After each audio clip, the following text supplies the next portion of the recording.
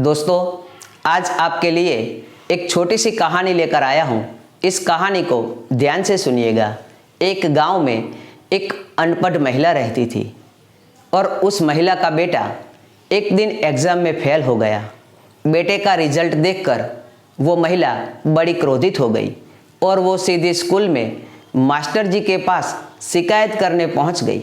Master जी ने उस महिला की पूरी बात को सुना और उसके बाद महिला को कहा कि देखो बहन, हम तो स्कूल में सभी बच्चों को एक ही प्रकार की शिक्षा देते हैं, लेकिन उसमें से कई बच्चे टॉप कर जाते हैं, कई बच्चे का अभ्यास साधारण रहता है, तो कई बच्चे का अभ्यास निम्न कक्षा का रहता है और कई बच्चे तो ऐसे हैं जो एग्ज़ाम में पास भी नहीं होते।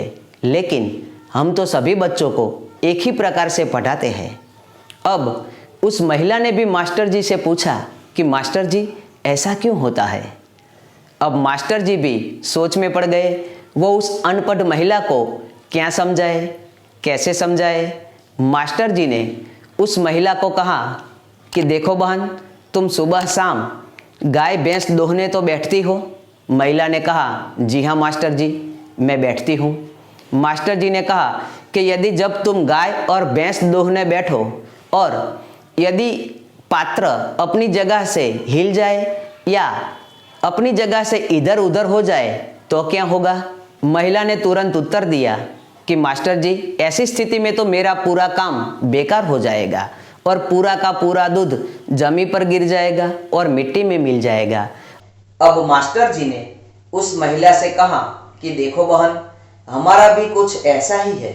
हमारा पढ़ाना भी दोहने की तरह ही है।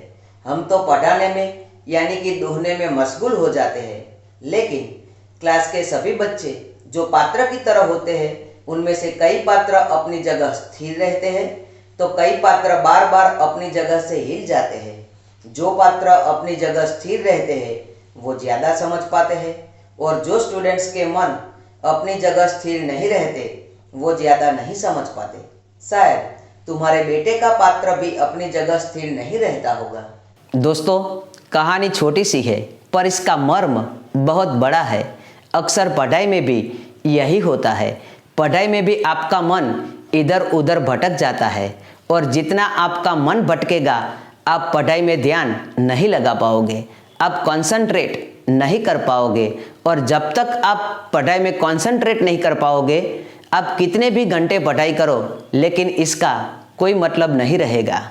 और जब तक आप कंसंट्रेट नहीं कर पाओगे, जब तक पढ़ाई में ध्यान नहीं लगा पाओगे, जब तक अपने मन को काबू में नहीं कर पाओगे, तब तक कोई भी स्टडी टिप्स या कोई भी मोटिवेशन आपके काम नहीं आ सकता। इसीलिए सबसे पहले अपने मन को काबू में करना सीखें और सबसे पहले अपना कंसंट्रेशन पावर बढ़ाएं।